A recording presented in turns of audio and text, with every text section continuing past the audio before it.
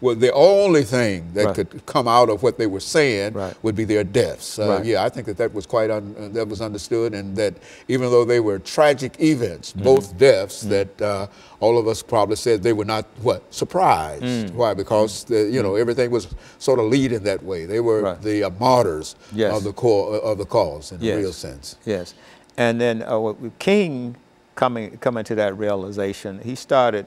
You notice some of his speeches. In fact, one time he actually gave his eulogy at one point.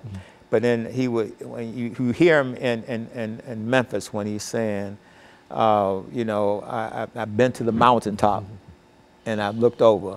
I might not live to see the promised land with you, but I know that we are the people who make it to the promised land. And so I see that in the sense of, throughout King's career, he was more or less a Christ archetype. He followed, the path of Christ. But toward the end, he became more like Moses.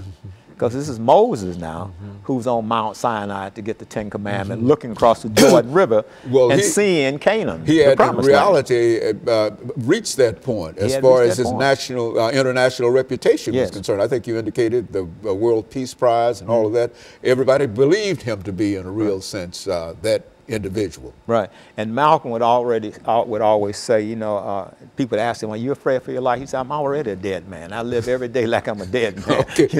And he said the price of freedom is death. Let me thank you, Dr. Al-Hadid, for bringing by that excellent information. And let me encourage our audience to tune in again next week for another informative edition of Comments. Thank you and good morning.